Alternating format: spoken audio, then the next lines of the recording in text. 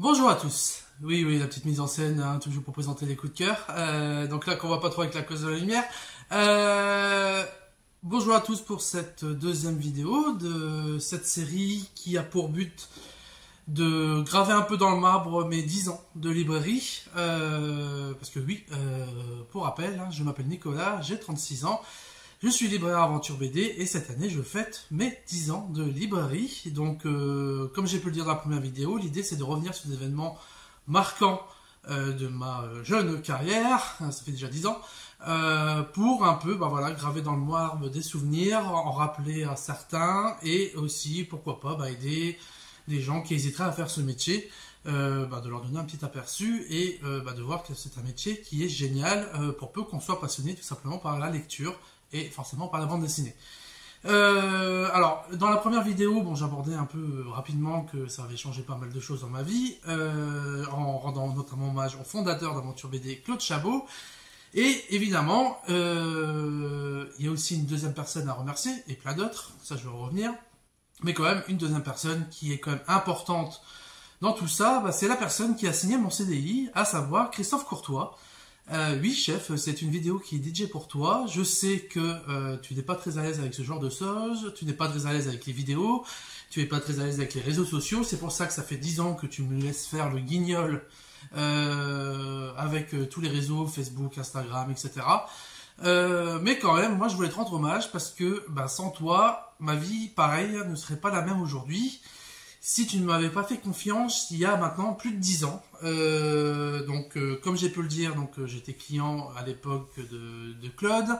Puis j'ai vu un jour que Claude avait passé du coup flambeau à Christophe. Donc moi au fur et à mesure, j'y revenais toujours de plus en plus souvent. Parce que au fur et à mesure, voilà, j'étais de plus en plus à l'aise dans le magasin, j'étais curieux, même si je restais quand même essentiellement dans le comics. Et forcément, avec Christophe, on avait toujours tendance à discuter de plus en plus, sachant que Christophe met facilement à l'aise comme Claude, et il était toujours curieux des lectures de ses clients, et notamment, moi, m'intéressant surtout aux comics, qui est un domaine qu'il maîtrise moins, forcément, il avait tendance à me poser pas mal de questions,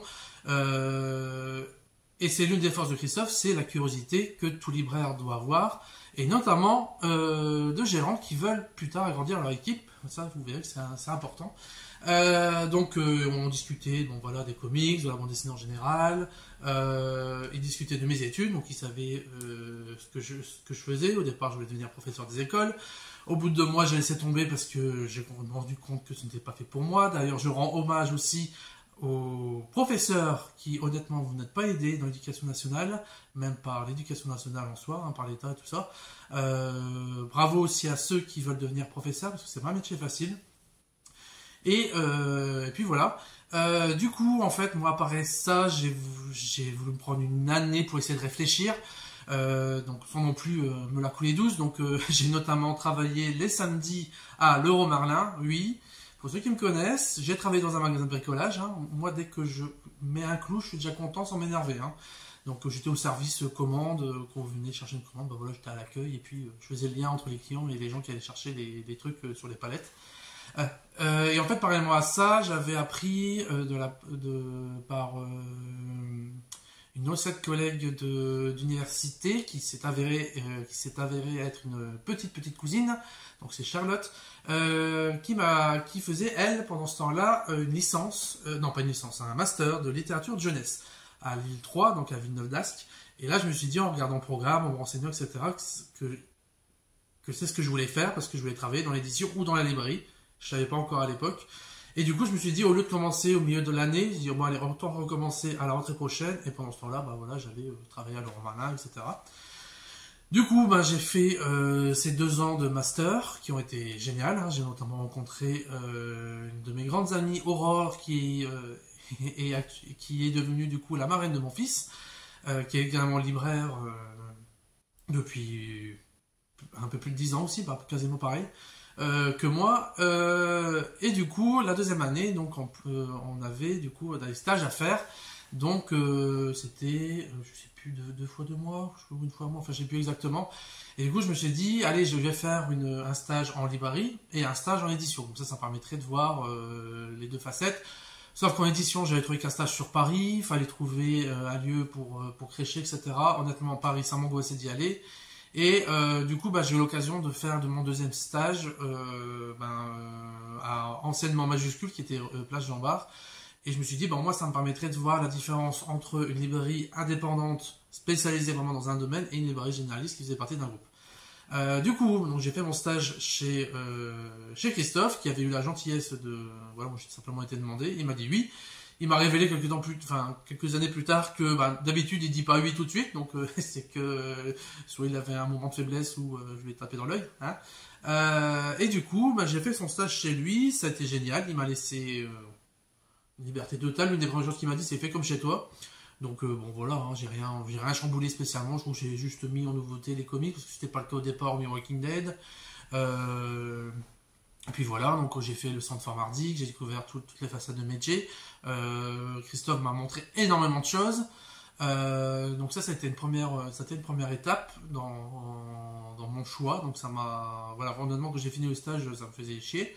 Mais j'ai découvert plein de choses. Ça m'a permis de me mettre dans le manga, franco-belge, etc., de vraiment pousser là-dessus. Et encore une fois, Christophe m'a montré énormément de choses. C'était un maître de stage incroyable. Il montrait bien un peu de contexte, etc. Enfin, vraiment pas mal de choses. Et après, moi j'ai fait mon deuxième stage. Et après tout ça, c'est trouver un boulot. Et en fait là, je pense que c'était courant juin, je vais à Aventure BD. Et là, Christophe me dit, est-ce que ça te tente de me remplacer pendant un mois? Je crois que c'était pendant le mois de juillet. Je dis, je serai à l'autre bout du monde, t'auras pas moyen de me contacter, mais voilà, je te propose de travailler un mois à la boutique. Donc moi, sur le coup, je dis, ok, cool. J'étais à la fois excité, angoissé, sachant que j'avais aussi mon mémoire à finir. Je dis, ok, je veux pas passer à côté de ça. Donc j'ai accepté. Le premier jour où je suis arrivé à la boutique, l'alarme s'est mise en route, l'ordinateur s'est éteint au milieu d'après-midi. Donc voilà, ça a bien mis des choses au départ, mais bon, le mois c'est plutôt bien passé. Et en fait, suite à ça, Christophe, lui, cherchait à s'agrandir, parce que pour rappel, on était 36 rue Poincaré, donc petite boutique sans toilette, et il cherchait à s'agrandir depuis un petit moment. Et là, il avait su que place du Beffroi, un immeuble allait être construit avec des cellules commerciales. Et du coup, rien n'était encore tout à fait mis en place, mais en fait, il s'était dit, tiens, ça pourrait être pas mal d'agrandir les horaires. Et il m'a proposé, est-ce que tu veux ouvrir le lundi après-midi? Ça te fait un petit truc en attendant de trouver peut-être mieux, ou que je te prenne, je peux pas te certifier ni rien. Et lui, ça permettait d'agrandir sa plage horaire. Donc, au fur et à mesure, j'essaie de me rendre indispensable. Donc, en faisant les lundis après-midi, en créant la newsletter, etc. Tout était calculé, hein, Christophe. Hein, j'ai créé la newsletter, tout ça pour Kevin Gard. Et puis, est venu le jour où Christophe m'a annoncé, c'est bon, j'ai acheté la cellule. Enfin, j'achète la cellule, c'est bon, on va pouvoir s'agrandir, je te prends en CDI. Donc là, je transforme ton lundi après-midi, en plage horaire, 35 heures, tout ça, de manière indéterminée. Et c'était génial. Et après on est parti sur toutes les années là, qui ont suivi. Merci Christophe, parce qu'on est déjà à 8 minutes, 9 minutes. Donc il y a pas mal de choses que je pourrais revenir sur Christophe. Christophe, c'est pour moi que doit être un bon gérant en librairie, c'est-à-dire qu'il a ses propres capacités, ses propres connaissances, donc notamment essentiellement franco-belge, mais il voit du coup ses faiblesses, à savoir notamment le manga et le comics. Il en lit, mais voilà, il n'est pas autant calé qu'en franco-belge, et du coup, il a su voir en moi, en Apolline, en Chloé, l'intérêt de nous prendre dans l'équipe, pouvoir agrandir les connaissances, conseils que Aventure BD et Aventure Manga peuvent proposer.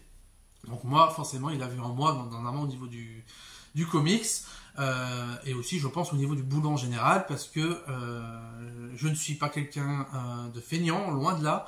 Je suis mon pire critique. Vous pouvez demander à Christophe, notamment les premières années, j'avais toujours tendance à dire que je faisais de la merde, au niveau des newsletters, au niveau que j'étais pas assez bon, etc., qu'il y avait mieux que moi. Christophe était mais arrête. Je peux même vous dire, j'ai à un moment refusé une prime de fin d'année parce que je considérais que je n'avais pas assez bien travaillé durant l'année. Christophe a voulu me foutre de torgnole et dit, de toute façon, tu peux pas, je te fais le virement, t'as pas le choix. Voilà. Donc pour vous donner un peu, voilà, un peu l'idée. Bref,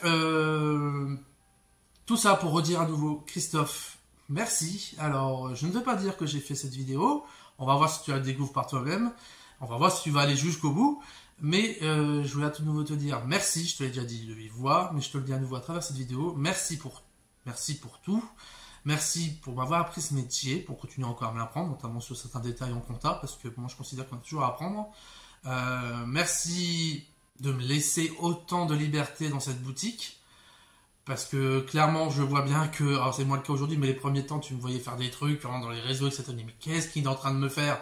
Bon, finalement, tu t'es rendu compte que ça marchait, donc tu dis, on va le laisser dans le délire. Le délire fonctionne, donc vas-y, YOLO. Merci de me laisser, voilà, de me laisser conseiller tout ce que j'ai envie de conseiller, enfin, ce qui est normal, hein, de me laisser faire une newsletter comme j'ai envie de le faire au niveau du temps employé. Merci de me laisser faire la journée comics, les animations, merci. Proposer des idées, enfin voilà, bref, merci pour tout, merci d'avoir changé ma vie, parce que voilà, tu fais partie de ceux qui ont changé ma vie, oui, je n'exagère pas, parce qu'encore une fois, en signant mon CDI, tu m'as permis d'être libraire, tu m'as permis de trouver un boulot qui m'éclate, tu m'as permis du coup de me sentir beaucoup plus à l'aise, professionnellement parlant, et dans ma vie, tu m'as permis, tu fais partie des personnes qui, indirectement, m'ont permis de rencontrer Camille, qui est la femme de ma vie, qui m'ont permis d'obtenir mon petit garçon.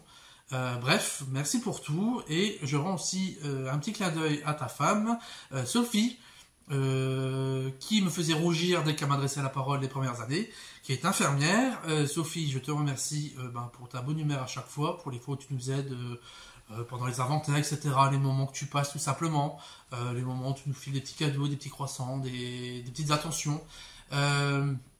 Merci aussi au moment de la perte de mon père, parce que tu as été là pour donner quelques petits conseils, hein, des petites paroles voilà, qui peuvent paraître anodines, mais merci, non, je ne veux pas pleurer. Bref, merci. Heureusement qu'il y a des gens comme toi pour faire le métier que tu fais, et c'est pas évident. Donc merci beaucoup.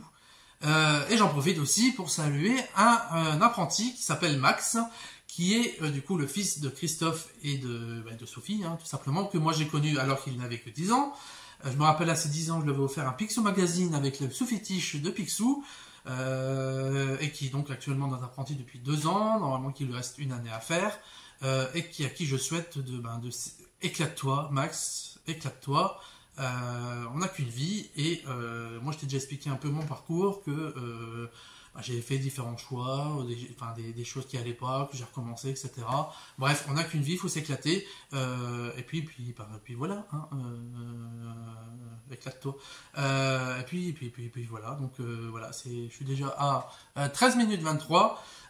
Et aussi, donc voilà, donc lisez La jeunesse du Picsou, qui est l'un de mes grands coups de cœur, qui m'ont façonné en tant que libraire, et qui est un bouquin que je n'arrête pas de conseiller depuis 10 ans. Donc voilà, donc je pense que la prochaine fois, je parlerai un peu plus du métier, en quoi je me suis rendu compte qu'il était fait pour moi, en quoi je me suis rendu compte que non,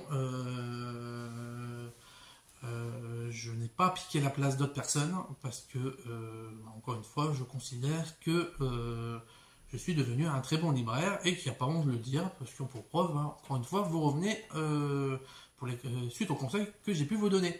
Voilà, donc merci pour cette vidéo. Encore merci Christophe pour tout. Donc voilà, merci pour les prix de fin d'année. Ouais, j'avais dit non il y a quelques années, mais j'ai un petit garçon, tout ça, une maison à payer. J'aimerais bien aller à Disneyland aussi, donc voilà. Bon allez, à bientôt, et pour une prochaine vidéo. Salut!